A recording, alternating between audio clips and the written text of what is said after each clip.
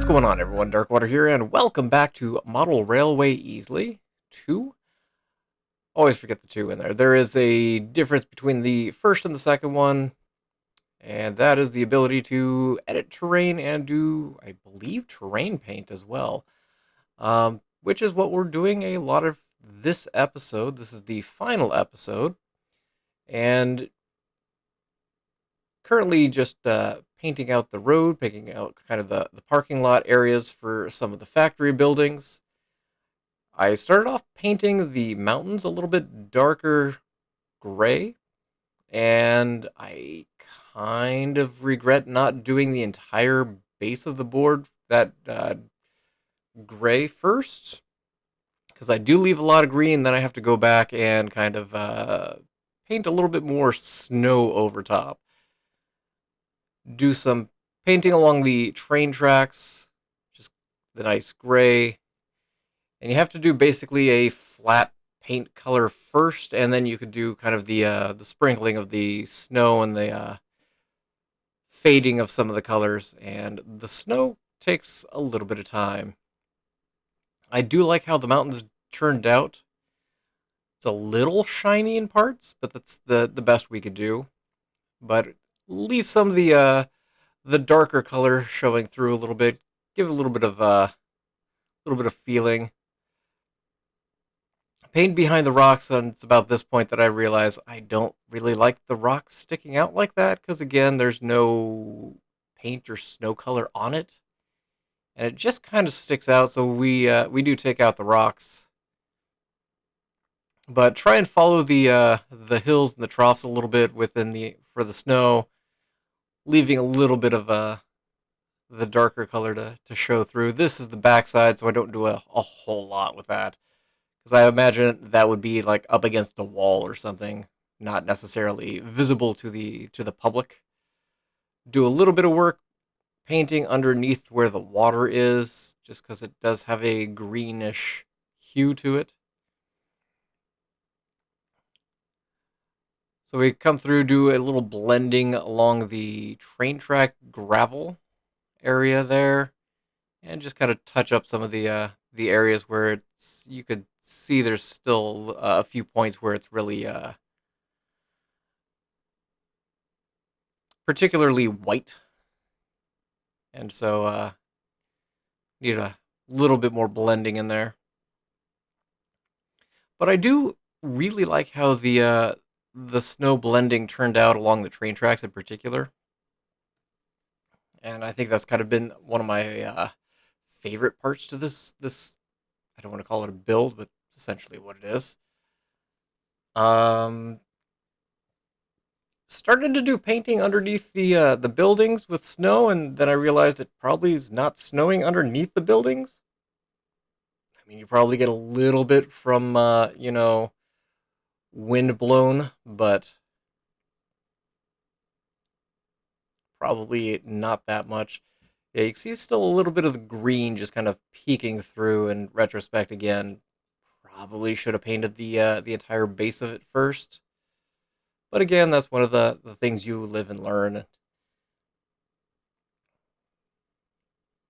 The realism I do enjoy with this game, and again, taking a look at a couple other railroad build type games. If you have one that you're particularly fond of, drop it down in the comments. I'll take a look, see if it's something that's kind of in my wheelhouse, and we'll see what we can do. So yeah, do a little bit of paint underneath the. I want to call it a porch, but I don't think that's a porch really. It's just kind of a dock area.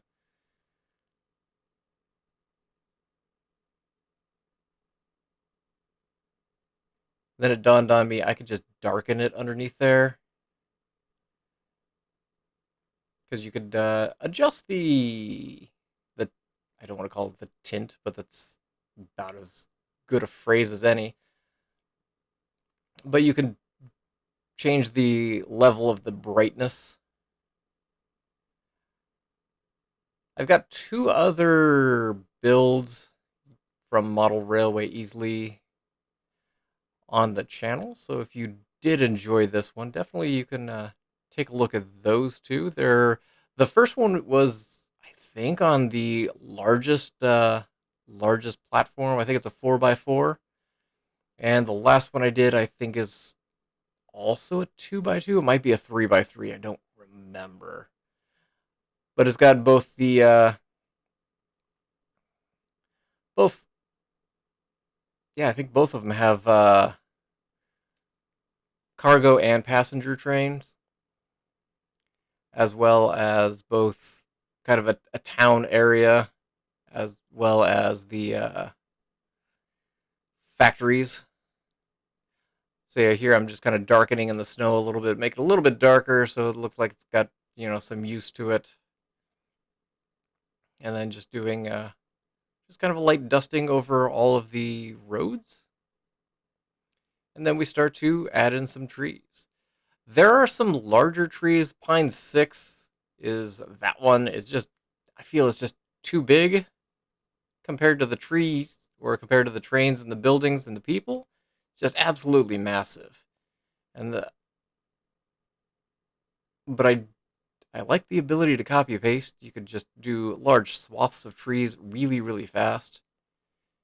And so we do a giant forest and have the factories just kind of back in the forested area. Do some trees on the backside near the water, not as many. Try to keep it a little bit more sparse.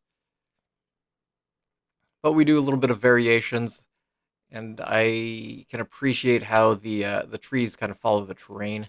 Makes life really easy to do. I think here I'm just staring at the rocks as I'm putting in the trees, and just, yeah, it just wasn't feeling it. I do go back and paint the green underneath the tunnels there on the left hand side. I don't have that, but I do end up going back and repainting that corner at the very end here.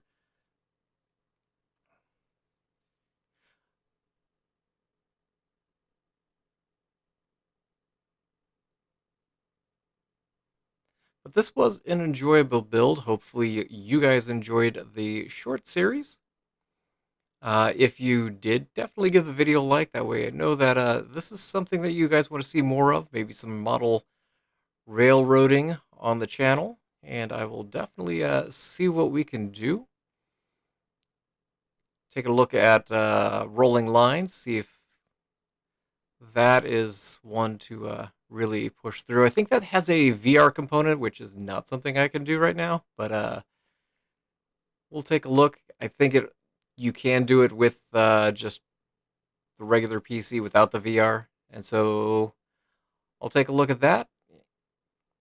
But I think this is going to be just adding some last minute trees on the water side, and that will be the build. Again, hopefully you guys enjoyed it. I'm going to go ahead and leave this episode here along with the series. There will be some cinematics of the complete build shortly after this. But thank you all for watching. I appreciate you guys for being here, and I look forward to seeing you guys again soon. And as always, I hope you guys have yourselves a great day.